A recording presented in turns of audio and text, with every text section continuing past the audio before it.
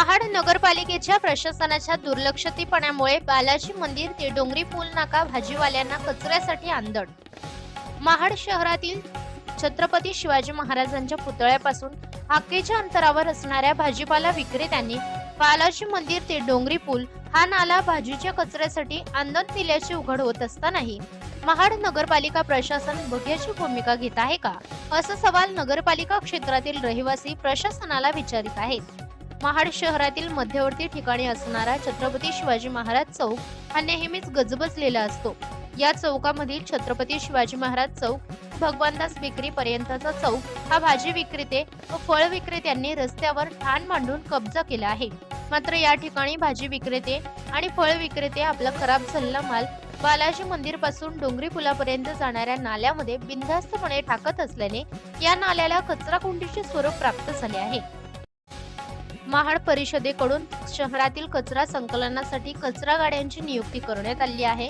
या कचरा गाड्या रहिवासी क्षेत्रापासून भाजी मंडई ते मच्छी मटण विक्रेत्यांचा व हॉटेल व्यावसायिकांचा कचरा देखील संकलन करत कचरा गोळा करणाऱ्या गाड्या या दिवसातून 3 ते 4 वेळा रस्त्यावरून कचरा संकलनासाठी फिरत असताना देखील छत्रपती शिवाजी महाराज चौकापासून बालाजी मंदिर परिसर ते भगवानदास बेकरी पर्यंतच्या रस्त्यावर ठाण मांडून बसलेले भाजी विक्रेते आणि फळ विक्रेते हे आपला निकृष्ट दर्जाचा भाजीपाला व खराब झालेली फळे नगरपालिकेच्या कचरा गाडीत न टाकता ते बालाजी मंदिर पासून ते डोंगरी पुलापर्यंत जाणाऱ्या नाल्यांमध्ये बिनधास्तपणे टाकत असल्याने हा नाला वारंवार कचऱ्याने भरत असल्याचे पाहावयास मिळते आहे।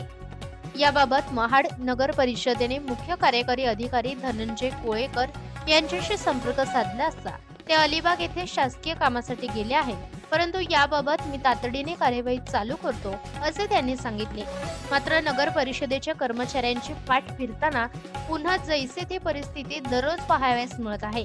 याबाबत महाड नगर परिषदेने एकतर छत्रपती शिवाजी महाराज चौकापासून भगवानदास बेकरी पर्यंत चौक हा भाजी विक्रेते व फळ विक्रेत्याने रस्त्यावर कब्जा केल्याने वाहतूक कोंडी होते दररोज असल्याने व यापासून नगर परिषदेला कर रूपात मिळणारे उत्पन्न अल्पशः असल्याने यांच्या स्वच्छतेसाठी दुप्पट ते तिप्पट रक्कम नगर परिषदेला खर्च करावी लागत असल्याने यावर कठोर कारवाई होणे अपेक्षित असल्याचे नागरिकांकडून बोलले जात आहे।